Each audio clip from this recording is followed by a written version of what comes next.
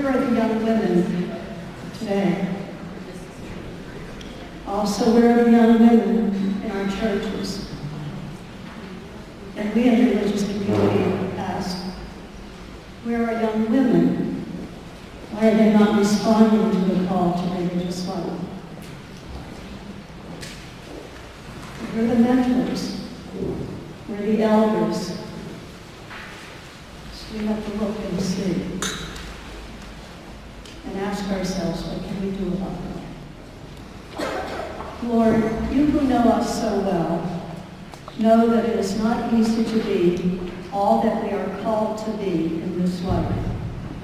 To be a woman of faith and vision amidst strife and sorrow is not an easy journey.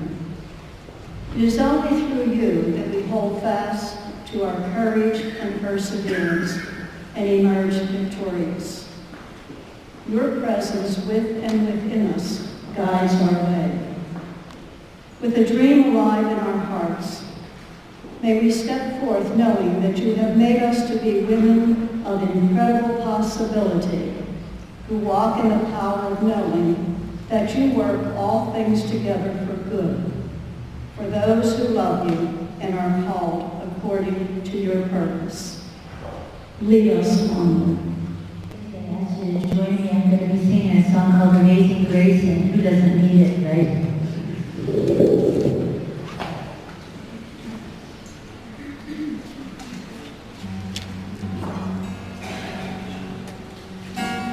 Amazing grace, as sweet the sound, saved a wretch like me. I once was lost, but now I'm found. Was blind, but now I see.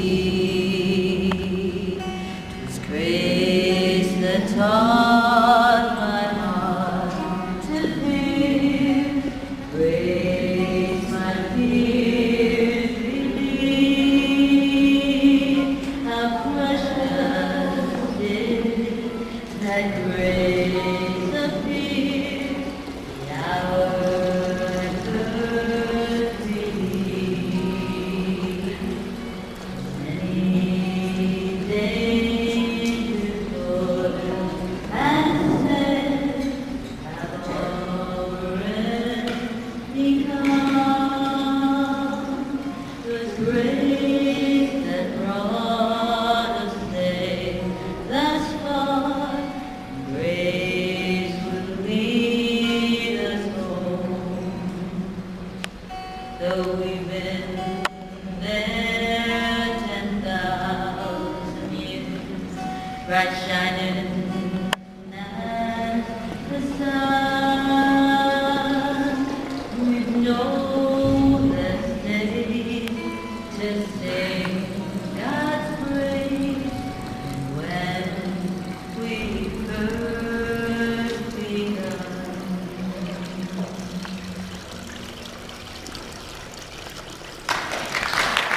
In occupied Ukraine, Dr. Cherny pursued medical studies in Poland and the United States. While serving as staff physician in various hospitals in the Philadelphia area, she also ran a private practice specializing in diseases of the kidney and hypertension. She is currently part of a group practice specializing in this field. Dr. Cherny's passion for humanitarian and charitable work is balanced by a keen awareness of administrative logistics and a knowledge of cultural, legal, and professional differences between those capable of providing aid and those desperately needing aid. Since 2001, she has served as chair of the Ukrainian Federation of America, working to strengthen ties between the United States and Ukraine, to promote democracy in Ukraine, and especially to promote better health care in Ukraine. She is recipient of numerous certificates of appreciation, awards, and other tributes from colleagues in the medical profession, from Presidents Kuchma and Yushchenko, and from a procession of ambassadors representing a grateful Ukrainian government. A gentle and refined lady, Dr. Cherny has also been shaped by widowhood and the loss of a child. In her, we see the mature woman of Iowa, one who has seen great successes and suffered great hurts, and has risen above both to do what needs to be done. Whether I have been living so old now, being in the fall of my life, that all my friends who are in heaven probably think I didn't make it. So I will have to correct my behavior very quickly. When we talk about this stage of life,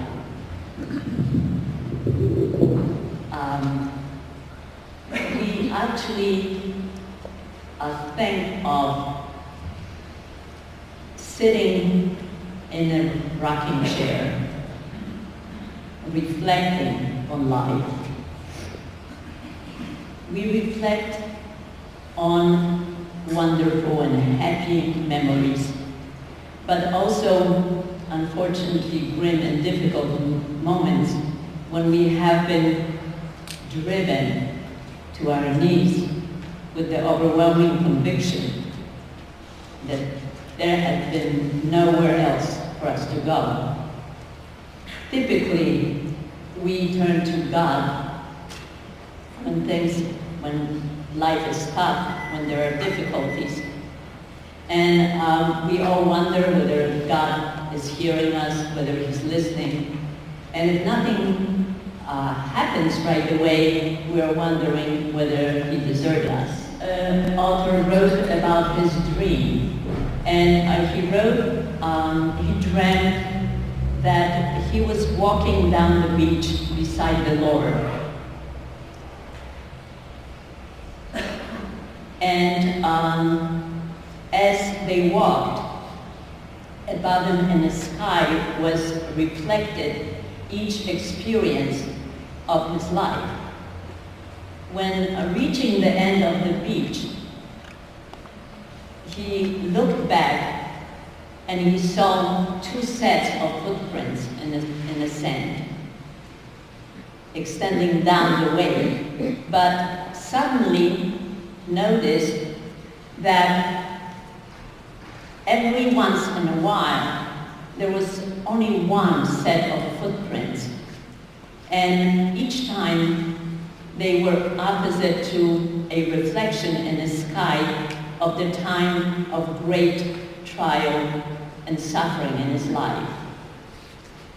And he turned to Lord in surprise and said, "You promised that if I walk with you, you would always be by my side. Did you desert me in my time of the need?" And the Lord said, "My beloved child, I wouldn't desert you when you need me. When you see only one set of footprints, it was then that I carried you." We all recall difficult moments when we felt quite alone and in despair. But when we stop and think, somehow there was this unknown someone there to give us wisdom to find a ray of optimism under circumstances to help us go on. I noticed that my brother stopped crying, and I had a very, very wonderful feeling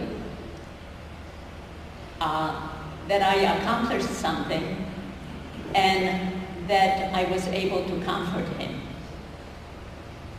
I have to tell you that while I went on in my life trying to comfort people where comforting was needed,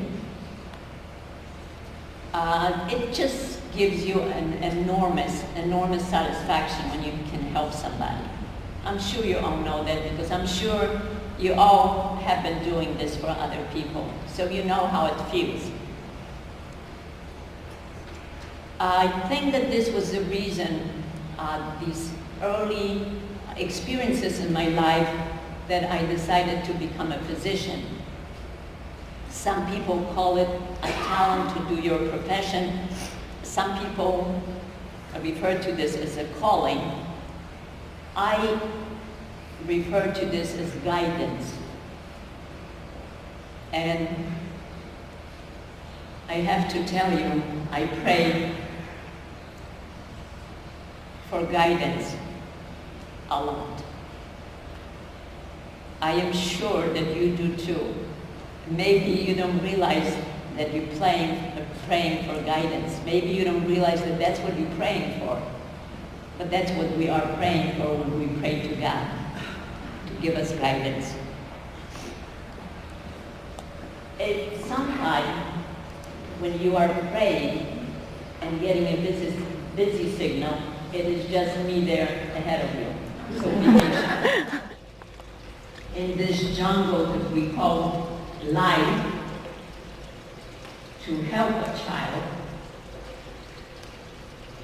it gives our soul a new contentment, feeling that you get when you help somebody is indescribable and cannot be substituted by anything. It will sound like a heresy to you coming from the physician, but life is not measured by the number of breaths we take, but it is measured by the number of moments that take our breath away. And this is one of these moments, and whenever you help a child, it's one of these moments. I think that we really should try to listen to God's whispers and reply.